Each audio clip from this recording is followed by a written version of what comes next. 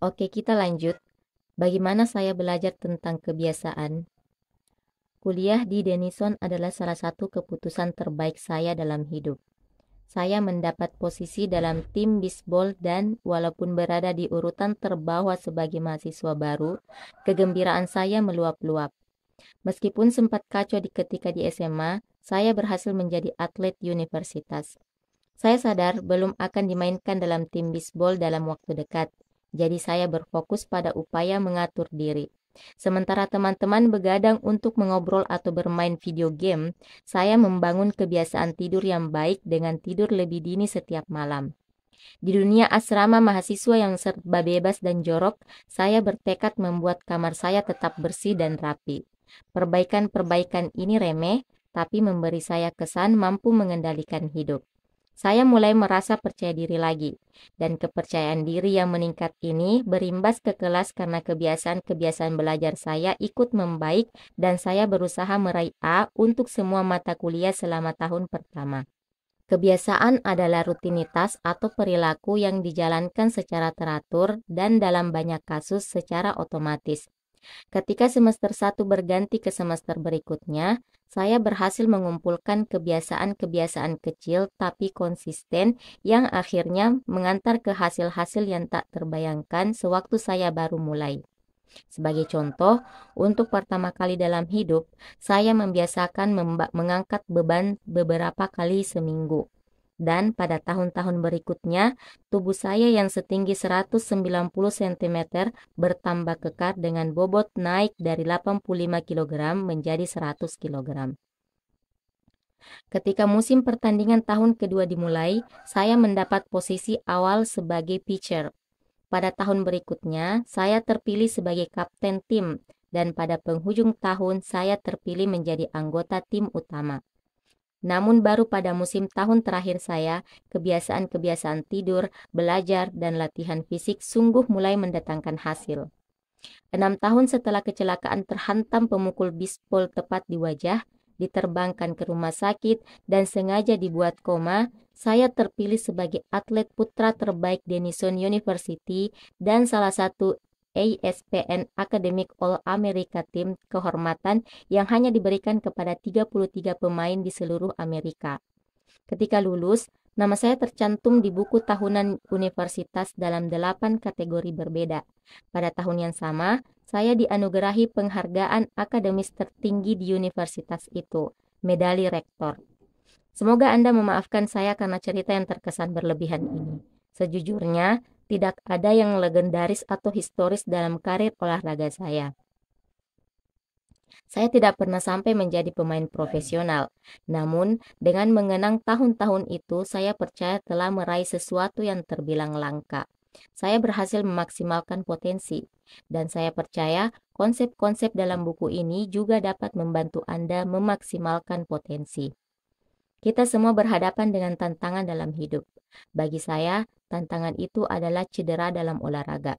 Dan pengalaman itu mengajarkan sesuatu yang sangat penting. Perubahan-perubahan yang terkesan kecil dan remeh pada awalnya akan memberikan hasil-hasil yang menakjubkan bila Anda bersedia menjalaninya sampai bertahun-tahun. Kita semua berhadapan dengan kemunduran, tapi dalam jangka panjang, kualitas hidup kita seringkali bergantung pada kualitas kebiasaan kita. Dengan kebiasaan yang sama, Anda akan mendapatkan hasil serupa. Namun, dengan kebiasaan yang lebih baik, apapun menjadi mungkin. Barangkali ada orang yang mampu meraih kesuksesan luar biasa dalam semalam. Saya tidak kenal satupun di antara mereka, dan saya jelas bukan salah seorang di antara mereka.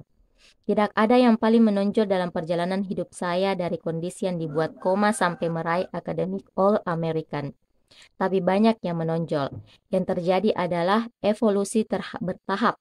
Serangkaian panjang kemenangan kecil dan terobosan sangat kecil. Satu-satunya cara yang membuat saya maju, satu-satunya cara yang saya pilih adalah mulai dengan hal kecil.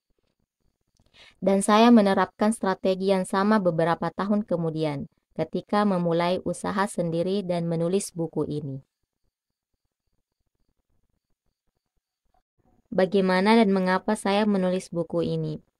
Pada November 2012, saya mulai menerbitkan artikel di jamesclear.com. Selama bertahun-tahun, saya menyimpan catatan-catatan tentang pengalaman pribadi saya yang berkaitan dengan kebiasaan, dan saya akhirnya siap membagikan semua itu kepada publik. Saya mulai dengan menerbitkan artikel baru setiap Senin dan Kamis. Dalam beberapa bulan, kebiasaan menulis yang sederhana ini membuat saya mendapatkan 1.000 pelanggan email pertama, dan pada akhir 2013, angka itu naik menjadi lebih dari 30.000 orang. Pada 2014, daftar email saya berkembang ke lebih dari 100.000 pelanggan yang menjadikannya salah satu newsletter dengan pertumbuhan paling cepat di internet. Saya merasa menjadi pembual ketika mulai menulis 2 tahun silam, tapi sekarang saya dikenal sebagai pakar dalam hal kebiasaan, label baru yang membuat saya sangat senang tapi sekaligus tidak nyaman. Saya tidak pernah memandang diri sebagai pakar dalam topik ini, melainkan sekadar orang yang bereksperimen bersama-sama dengan para pembaca. Pada 2015, saya meraih 200.000 pelanggan email dan menandatangani kontrak buku dengan Penguin Random House untuk mulai menulis buku yang sedang Anda baca sekarang. Ketika audiens saya bertambah, begitu pula peluang bisnis saya. Saya lebih banyak diminta berceramah di perusahaan-perusahaan terkemuka tentang ilmu pembentukan kebiasaan, perubahan perilaku, dan perbaikan yang terus-menerus. Saya menjadi pembicara utama pada konferensi-konferensi di Amerika Serikat dan Eropa. Pada 2016, artikel-artikel saya mulai muncul secara teratur di publikasi-publikasi besar seperti Time, Entrepreneur, dan Forbes. Yang menakjubkan, tulisan saya dibaca oleh lebih dari 8 juta orang tahun itu. Pelatih-pelatih di NFL, NBA, dan MLB mulai membaca karya saya dan membagikannya kepada tim-tim mereka. Pada awal 2017, saya meluncurkan Habits Academy yang menjadi landasan pelatihan perdana bagi organisasi-organisasi dan individu-individu yang tertarik membangun kebiasaan-kebiasaan yang lebih baik dalam hidup dan pekerjaan. Perusahaan-perusahaan yang termasuk Fortune 500 serta usaha-usaha rintisan yang baru tumbuh mulai merekrut pemimpin dan melatih staf. Secara keseluruhan, lebih dari 10.000 pemimpin, manajer, pelatih, dan guru telah digembleng oleh Habits Academy, dan karya saya bersama mereka telah mengajarkan banyak sekali kepada saya tentang apa yang diperlukan untuk membuat kebiasaan-kebiasaan tersebut berhasil di dunia nyata. Sewaktu saya memberikan sentuhan akhir pada buku ini dalam 2018, jamesclear.com menerima jutaan pengunjung per bulan dan hampir 500.000 orang menjadi pelanggan untuk email newsletter saya. Jumlah yang sungguh di luar dugaan ketika saya baru mulai karena berpikir tentang hal itu pun dulu saya tidak berani. Bagaimana buku ini akan bermanfaat bagi Anda? Pengusaha dan investor Naval Ravikant berkata, untuk menulis buku yang hebat, mula-mula Anda harus menjadi buku itu. Saya mulai mengetahui gagasan-gagasan yang disebutkan di sini karena saya terpaksa mempraktikkannya. Saya harus mengandalkan kebiasaan-kebiasaan kecil untuk bangkit dari cedera, agar menjadi lebih kuat secara fisik, agar dapat tampil berprestasi di lapangan, agar dapat menjadi penulis, agar dapat membangun bisnis yang sukses, dan sekadar untuk berkembang menjadi orang dewasa yang bertanggung jawab. Kebiasaan-kebiasaan kecil membantu memaksimalkan potensi saya, dan karena Anda memilih buku ini, saya menebak bahwa Anda juga ingin memaksimalkan potensi Anda. Di halaman-halaman mendatang, saya membagikan rencana selangkah demi selangkah untuk membangun kebiasaan yang lebih baik, bukan untuk beberapa hari atau minggu, tapi seumur hidup. Meskipun sains mendukung semua yang telah saya tulis, buku ini bukan makalah penelitian ilmiah. Buku ini petunjuk pelaksanaan. Anda akan menemukan kebijaksanaan dan saran praktis di bagian depan dan di bagian tengah, sementara saya menerangkan ilmu di balik cara menciptakan dan mengubah kebiasaan-kebiasaan Anda yang mudah dipahami dan diterapkan. Bidang-bidang yang saya manfaatkan biologi, ilmu saraf, filsafat, psikologi, dan sebagainya sudah ada bertahun-tahun. Yang saya tawarkan kepada Anda adalah sintetis gagasan-gagasan terbaik yang pernah terpikir oleh orang-orang cerdas sejak lama sekali serta temuan-temuan paling menarik yang dibuat oleh ilmuwan belakangan ini. Sumbangan saya semoga adalah menemukan gagasan-gagasan yang paling penting dan mengatakannya sedemikian sehingga sangat mudah diterapkan. Apapun yang terbaik dalam buku ini adalah jasa banyak pakar sebelum saya, sedangkan apapun yang konyol, anggaplah itu kesalahan saya. Tulang punggung buku ini adalah model kebiasaan 4 langkah saya, mendapatkan petunjuk, menumbuhkan gairah, menanggapi, dan menikmati hasilnya, dan 4 kaidah perubahan perilaku yang berkembang dari langkah-langkah tadi.